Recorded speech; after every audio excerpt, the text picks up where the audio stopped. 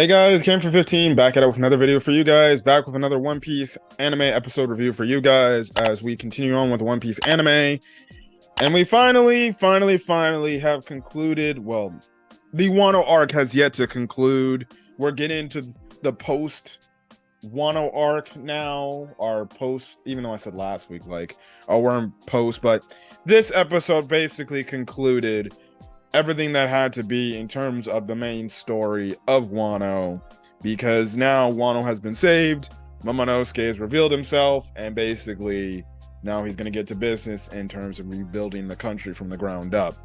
So yes, very emotional moments in this episode, and just great to see again, just like what I said in the last episode review, just seeing the process or the progress everything took to get to this point, for these characters, you know, dating all the way back to Punk Hazard, just to go on this one quest to defeat Kaido and Orochi. But they took it from the perspective, but this episode, again, like a few episodes ago, they took it from the perspective of the people of Wano and the pain and the misery and the suffering they all had to deal with under the reign of terror with Orochi and Kaido. And I think obviously the best led example was through Otama.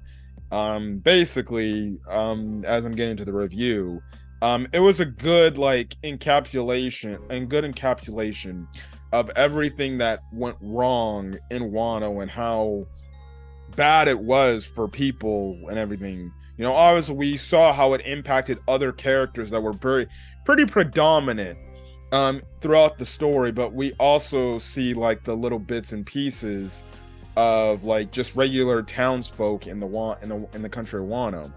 And you know, this backstory with Otama basically shows you everything she was dealing with up until she was a freaking until right at this moment. She's been dealing this since she looked like she was a 3, maybe 4-year-old girl. I forgot her actual age right now in the current timeline, but you know, you feel for her and everything.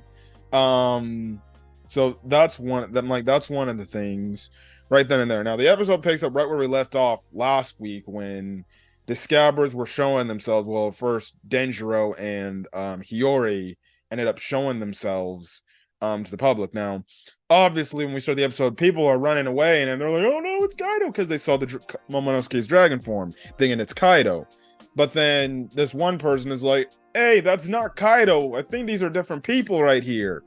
And then that's when you see, you know, all the different Scabbards, they end up walking out of the smoke and everything, and this just shocks everybody. Like, Firefox Kinemon, they go to make a mention about Kawamatatsu. They basically name drop all of the Scabbards, with the exception of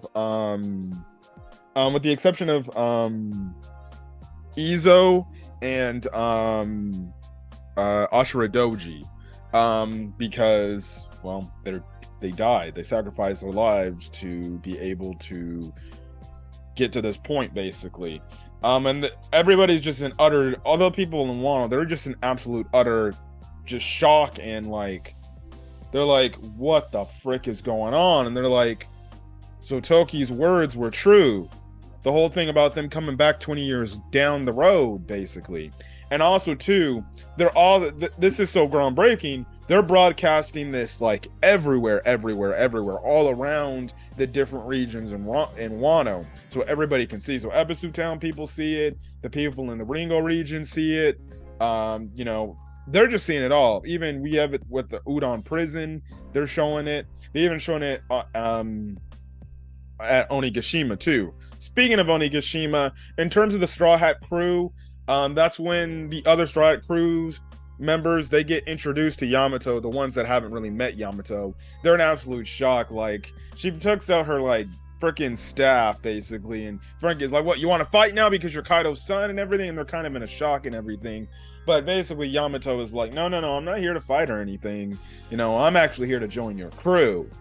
So we get the reveal that Yamato wants to join the Straw Hats, which would make it pretty crazy, because if Yamato joins the Straw Hats, well, you got to think about it. Listen. Let's look at the Straw Hat lineup. You have Usopp, Nami, Chopper, Robin, who showed off her crazy power in this fight. You have Brooke, you have Frankie. Now you have a former warlord of the sea in Jinbei on the crew. You have Sanji, who's a member of, who has basically Germa 66 abilities within himself that are now seemingly enough have fully manifested. You have frickin' Zoro, and then now you have Luffy who can go Gear 5. Add to the fact we know how strong Yamato was throughout this fight, throughout the raid on Onigashima. You had to make matters crazy. You add the frickin' Emperor's daughter, basically, or from Yamato's perspective, the Emperor's son, to your crew. Holy hell. The Straw Hats are stacked beyond belief. Oh my goodness. So listen, I'm all for it. Yamato joining the crew. I love Yamato. I think she's very, very attractive. So yes, but whatever. The other some members are like, oh, I don't know about this actually, but obviously Brooke and Sanji are like, oh yes, come join on. Now Jinbei ends up telling Yamato, like, well, that's fine and all dandy, but you see, we have to get permission from your we got to get permission from Luffy basically to see if he wants to join. I would think once Luffy freaking wakes up, I don't think he would just kick Yamato to the curb and say, no, you're Kaido's freaking child, so you're not gonna be on my crew. I think Luffy is kind enough to be like, all right, if you want to join my crew, then go join my crew and everything. So that's kind of the thing right then. Hold on a quick second. Okay, I'm back. Whatever. Anyways. What was I saying? Oh yes. Yeah, so he obviously the crowd is all emotional seeing this and everything. After done talking and everything. So that ends up happening. So we cut back to what's going on. Everybody's seeing what's going on. Momonosuke ends up starting to talk and basically proclaiming, like, Kaido has been defeated, Orochi has been defeated. Now Wano's gonna go back to what it needs to be. But the thing is, I'm gonna need your guys' help to do it, basically. And that's when we covered Otama, and she's like, Momonosuke. Now Momonosuke's still obviously in the smoke and everything as he's talking. And as obviously Momonosuke is saying these words, Otama basically starts getting emotional. She has flashbacks to when she was a very little girl with Komichio, and basically seeing the people who were working at Udon come back and just seeing how like hardworking and stressed they were and everything. And they have it to where it was revealed to her how her parents died. Her parents died basically doing all this work, and she was all on her own.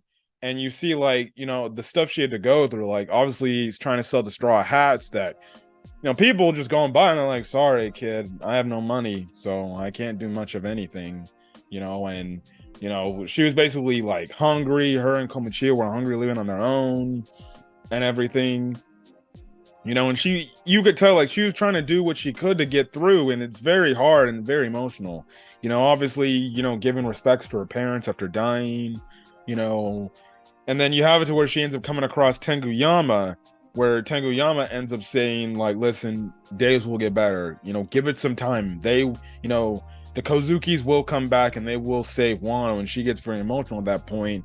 And then that's when they cut back to her. And again, she's bawling her eyes out because it's like, she's also remembering that flashback. She's also remembered when Luffy told her at the start of the arc, like, I'm going to make this a land where you can eat whenever you want to eat and however you want to eat and whatever you choose to eat, basically.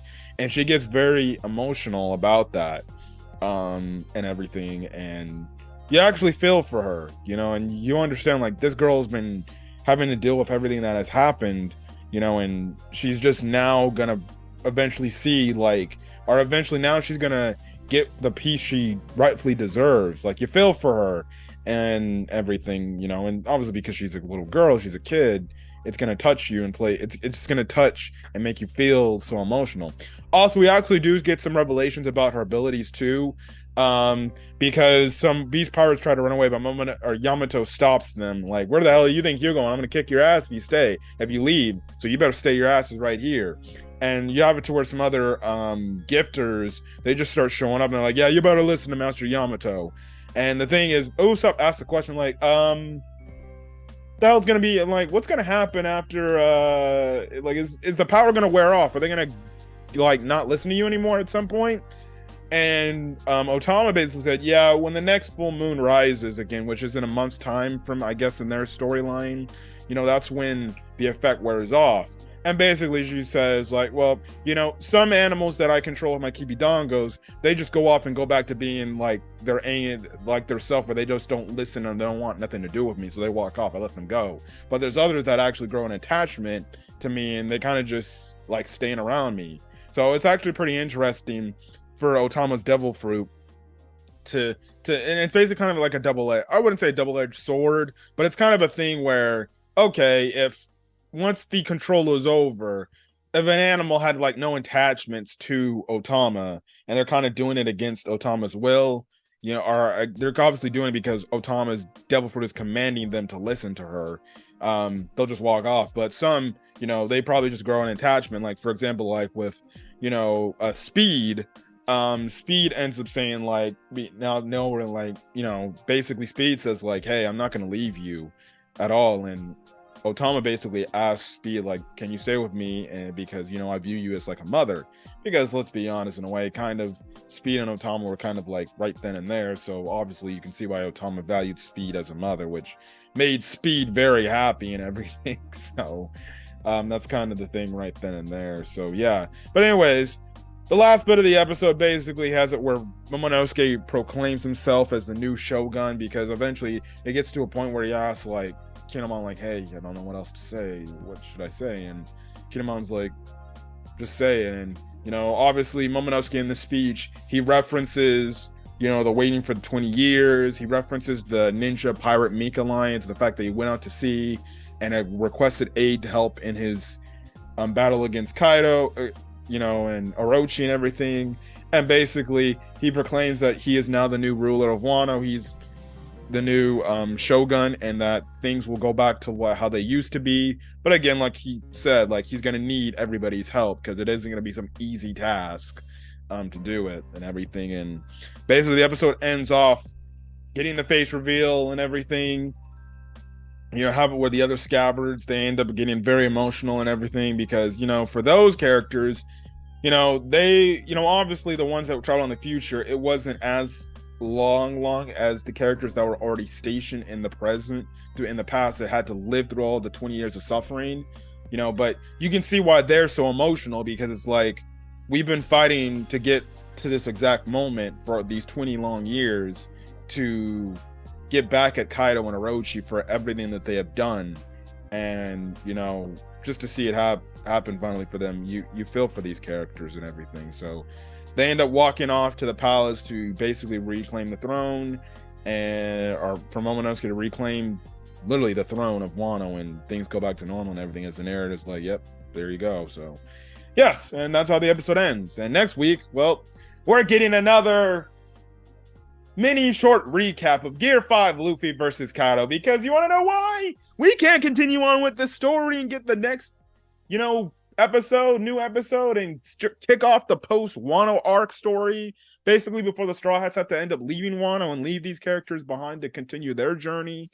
But, you know, nothing I can really freaking do about that, because I don't know. But regardless, it is what it is at the end of the day. So whatever. Big deal, huh? Big deal. And I'm just not happy, and yeah. But regardless, as much as we get these filler episodes, though, I think the manga's on break, so I guess it makes sense.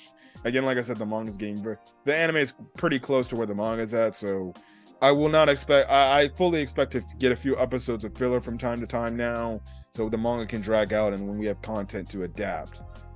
So yes, but until that, I guess I'll have to wait 2 weeks till we get the next new episode of One Piece, but whatever. I guess I can find some other animes I have to review. I still gotta review the last few episodes of Bleach that I missed out, and then the new anime that are coming out too.